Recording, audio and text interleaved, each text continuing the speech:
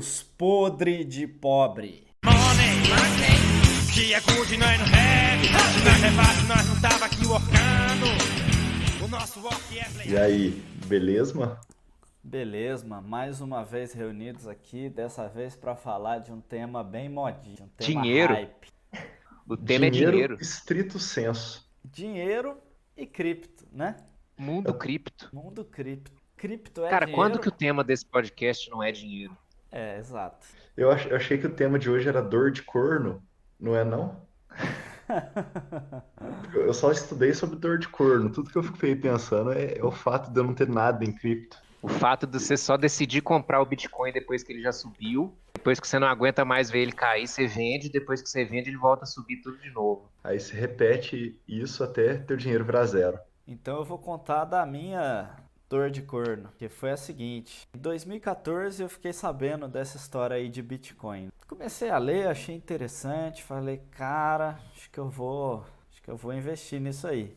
Aí conversei com o Zusa, tava em dúvida, né?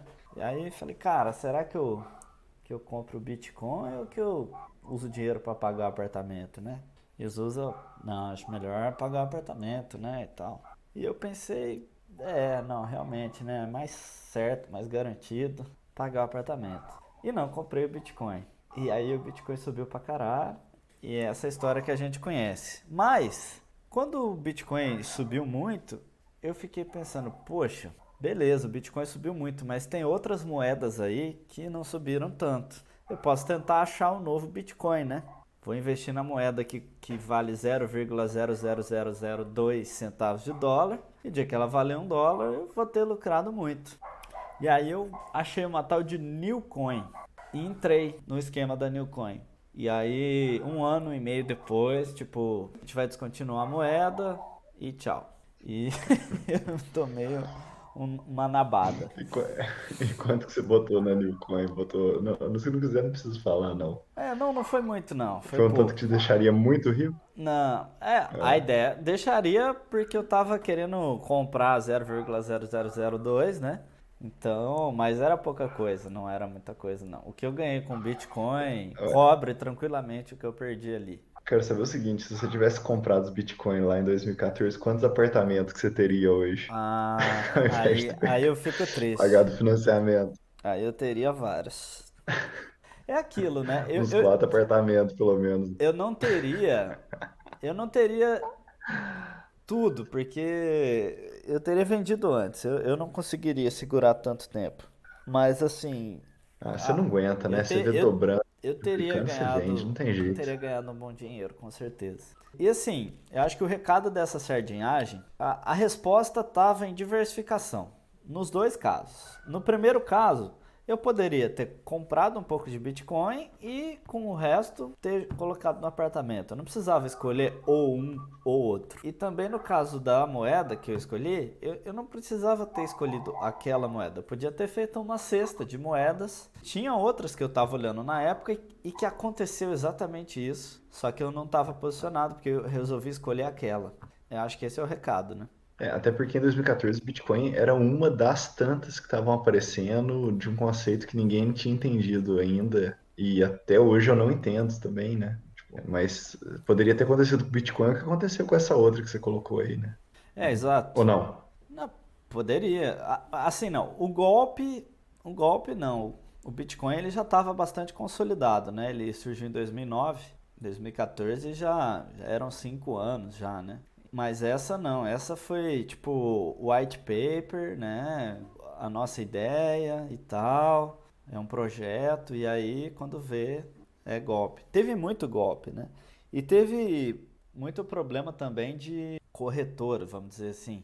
As pessoas compravam e deixavam o Bitcoin no lugar que comprou, ao invés de passar por uma carteira própria e tal, e aí quando vê, essa corretora sumia com o Bitcoin de todo mundo. Então, no começo foi meio velho oeste.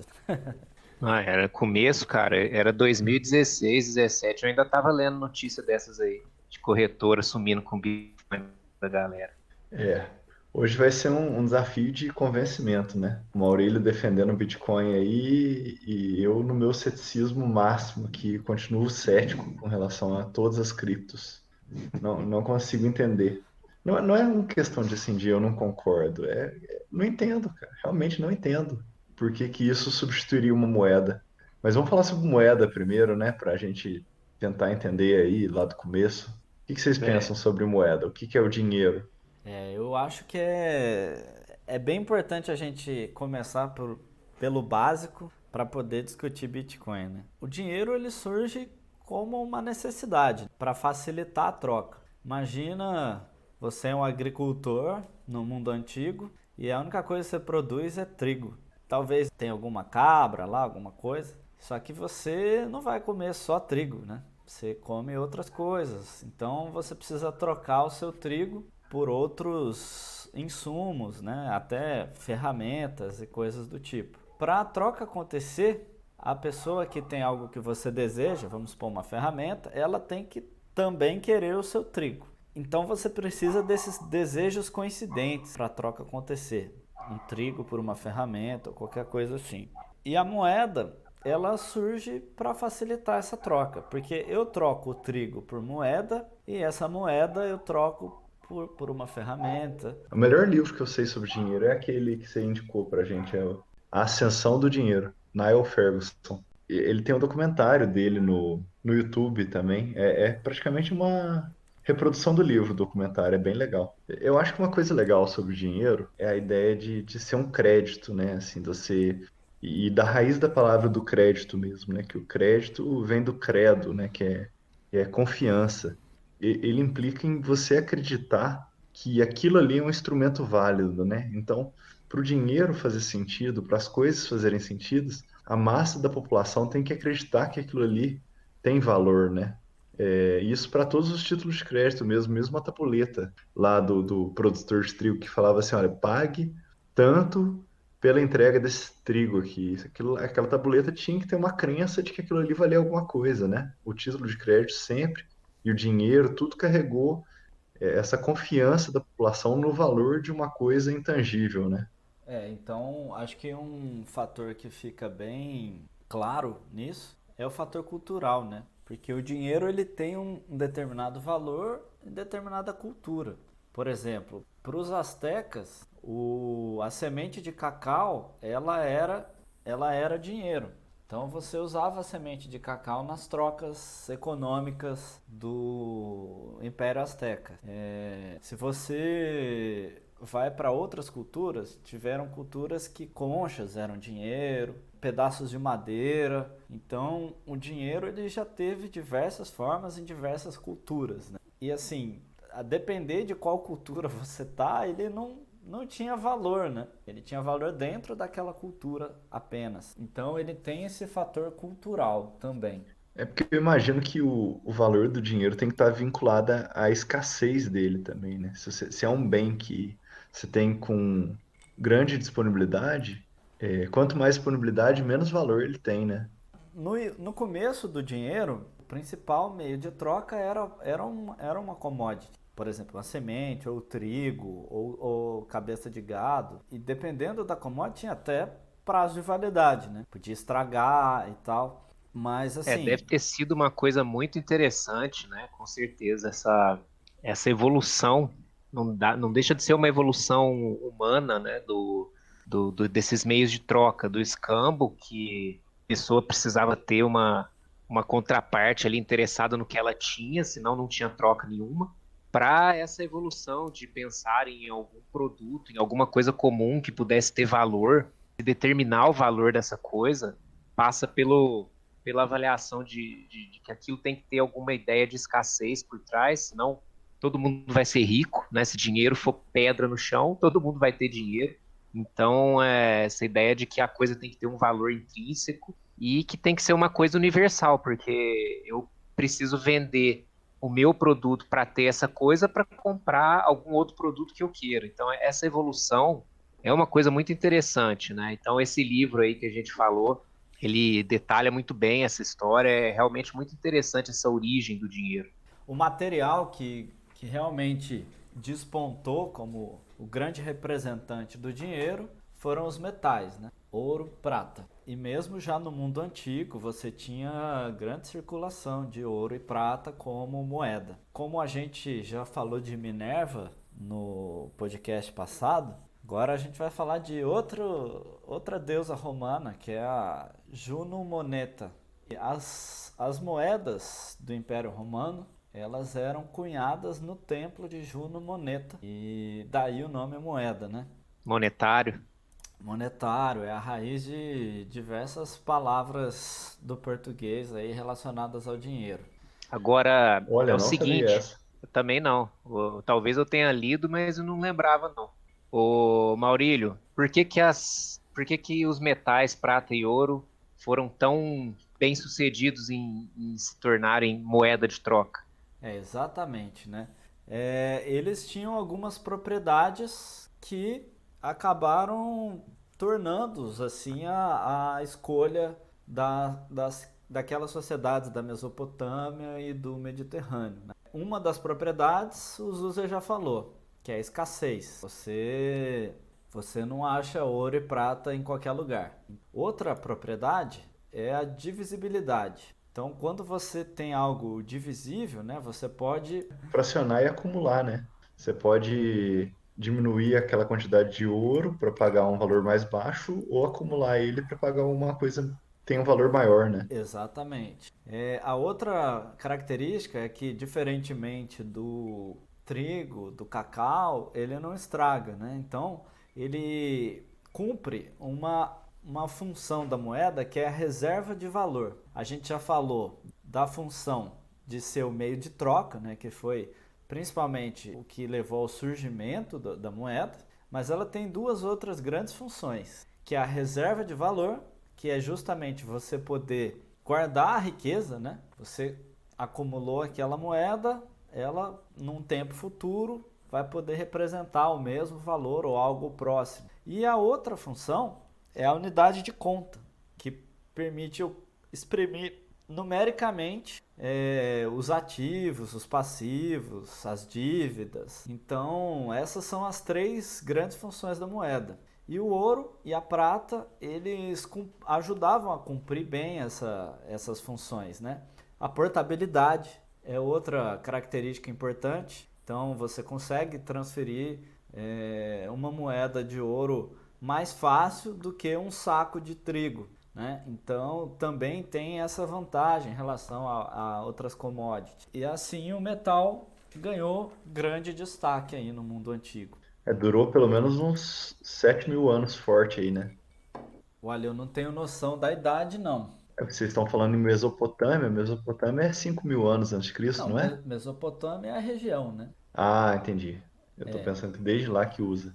Não, na Mesopotâmia eles usavam aquelas tábuas cuneiformes ali. O início da escrita, ele está muito ligado à contabilidade dos bens agrícolas e das dívidas. Mas assim, o surgimento da moeda mesmo, eu não tenho essa informação, da moeda de metal, né?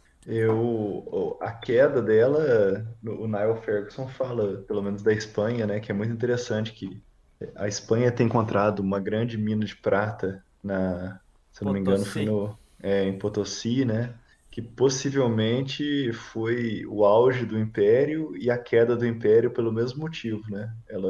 Ele encheu a Europa de prata. Quanto mais prata ele colocava na Europa, menos valor a prata tinha. E isso aos poucos fez com que a moeda perdesse valor, né? Tivesse inflação. Um dos primeiros tratados sobre inflação foram de padres espanhóis que perceberam esse efeito lá. Mas a inflação ela é mais antiga, né? Você já tem, eu acho que é até mais antiga do que eu vou falar, mas eu lembro de casos dos imperadores romanos que adulteravam a composição da moeda de forma que ela perdia valor, né? Então, Sim. porque a moeda valia o metal. O fato dela ter a cara do imperador lá era muito mais uma questão de marketing, de mostrar o domínio, do que de valer alguma coisa, né? O que valia era o ouro em peso. Então eles adulteravam, colocavam outros metais na composição de forma a diminuir o valor da moeda. E por lei eles forçavam que a moeda fosse aceita do mesmo jeito. Provavelmente a primeira hiperinflação da história foi aquela que ensinou a humanidade ou a quem estava utilizando que a moeda tinha que ser escassa, porque a hiperinflação ela sempre ocorre diante do excesso daquela moeda. Exatamente. E é uma das coisas, dos colaterais aí do dinheiro, né? Do dinheiro, assim dizendo. O surgimento da moeda de troca, ele levou a coisas muito boas, ele levou ao desenvolvimento aí do nosso sistema financeiro e levou a também crises, né? Provavelmente as crises, quando não existia dinheiro, não eram tão graves como as crises que existem hoje, que afetam todo o sistema de crédito. Então, junto com a evolução, também vem os tombos maiores também, né? Mais alavancado hoje, né?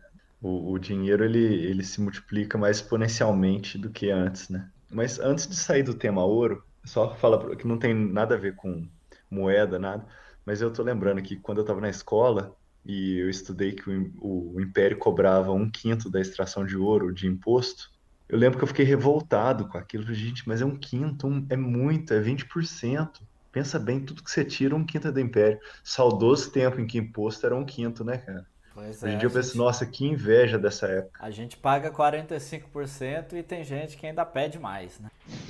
Pois é, olha só, 1/5, né? Agora morre de inveja, né? Volta Império Português. Gente, o Império Português era um país pequeno, né? Era um país ali do tamanho de Minas Gerais, ali, era um estado daquele tamanho ali para sustentar.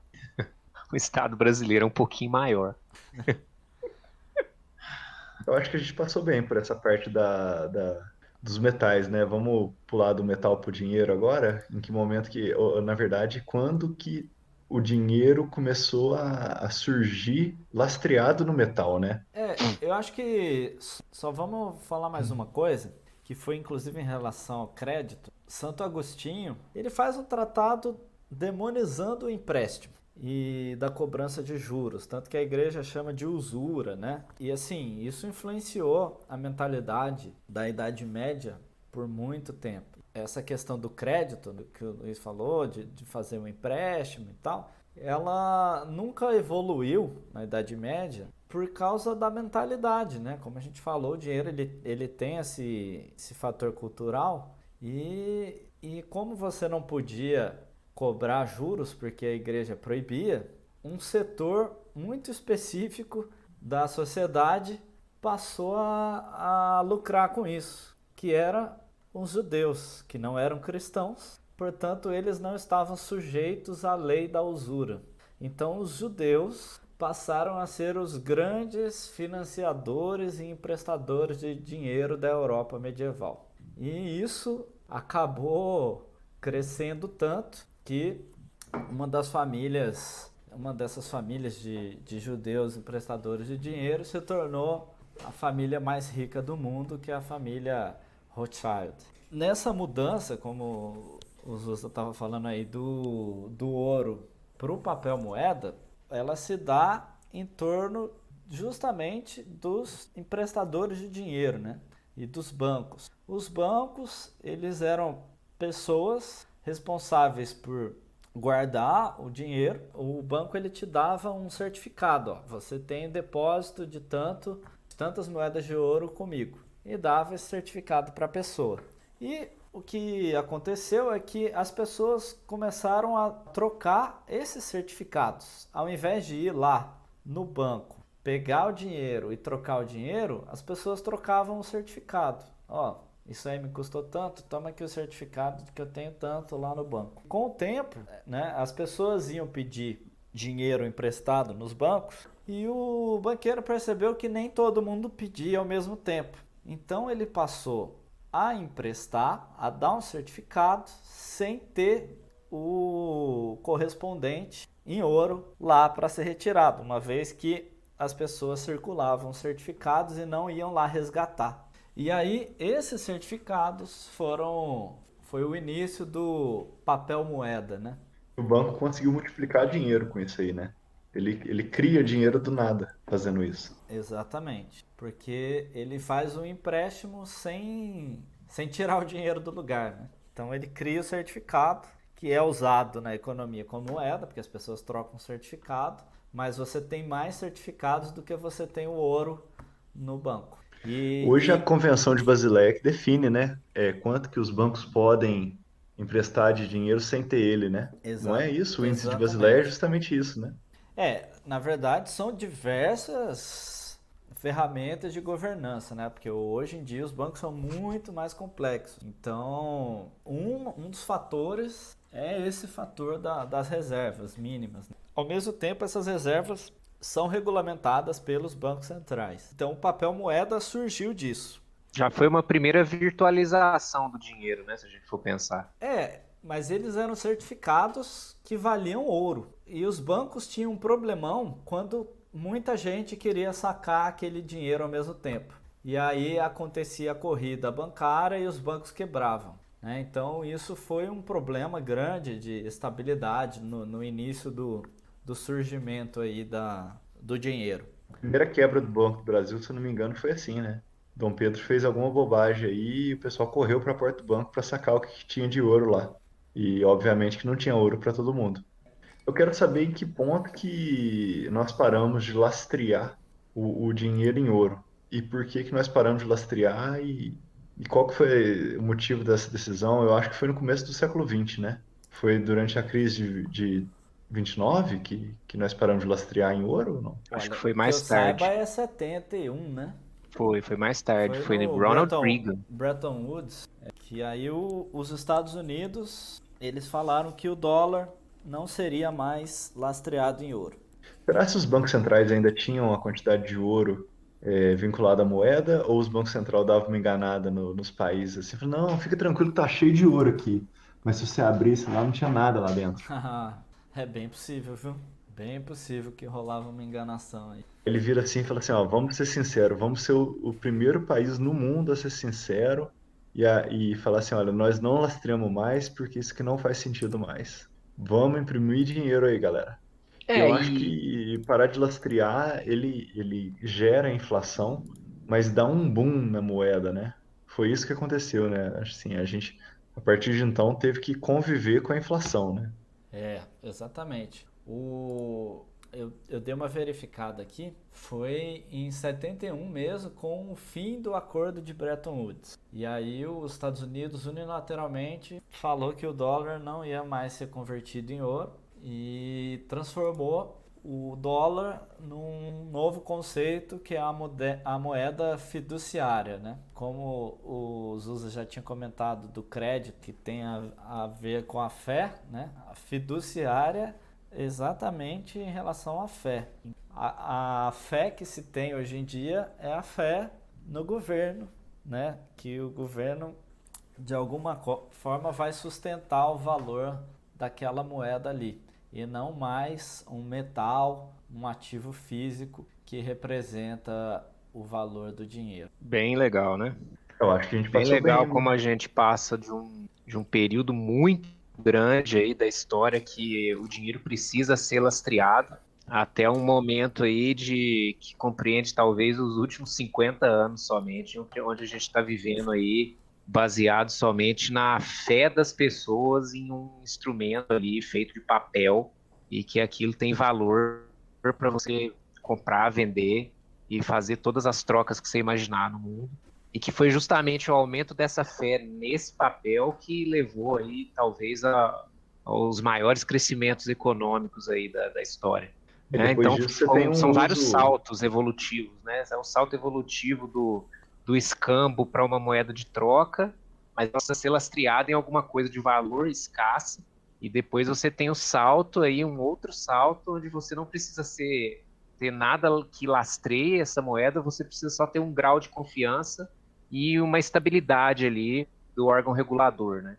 Uma seriedade do órgão regulador. A impressão, né, e o gerenciamento dessas reservas, ele às vezes ele não sendo feito da forma mais responsável pode até contribuir para a economia. E você vê, a gente Teve um salto muito grande nos anos recentes, né? Porque na época de nossos pais aí, o cheque era muito usado, né? O dinheiro e o cheque. Mas com a entrada da internet, os bancos ficaram cada vez mais virtuais, né?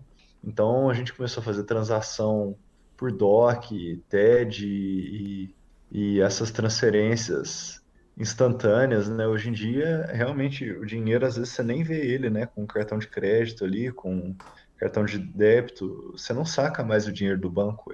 Com o celular mesmo, você passa o dinheiro para outra pessoa. A gente está Agora você evoluindo passa pelo rápido já WhatsApp, para né? uma. A gente está já evoluindo rápido para uma situação de não ter dinheiro físico, né? O dinheiro já é majoritariamente digital, né? O dinheiro virou um número na tela, né? Ele é um código, ele é uma linha de código ali no sistema de computador, ali no servidor, que vai falar que a pessoa tem tanto, tem X, né? Exatamente.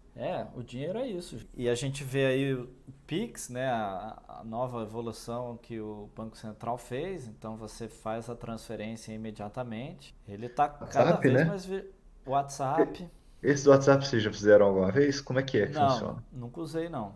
Também não Eu usei, acho cara. que eles estão ainda em experimento controlado, né? Acho que só liberaram para um grupo seleto de usuários e tal. Não, não é para todo mundo ainda. Mas diz que vai ser simples como mandar uma foto. Eu quero ver o tanto de golpe que vai ter. Nossa, vai ter muito. Porque se as tia já acredita, né, em tudo que vem no WhatsApp, imagina na hora que vier falando que tem que mandar dinheiro.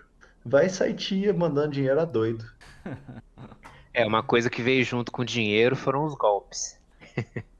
Quanto é novidade tecnológica, vem uns 3 golpes junto com ela, né? Diferente. O povo é criativo demais. Sim, cada novidade tecnológica tem o seu stream de golpes aí, né? Suas várias mutações de golpe naquela nova ferramenta que surge. E nessa evolução toda aí, teve o surgimento das criptomoedas, né? Bom, gente, eu acho que é isso aí, então. Esse assunto do dinheiro aí, todo tempo, eu acho que não tem como a gente falar de história do dinheiro e criptomoeda no mesmo episódio. Então vamos cortar, esse episódio vai ter 2 partes. E no próximo aí a gente volta com o Bitcoin e outras criptomoedas. Que nome bonito, hein? Criptomoedas. Ó, chama malandro. Até É a isso aí, próxima. galera.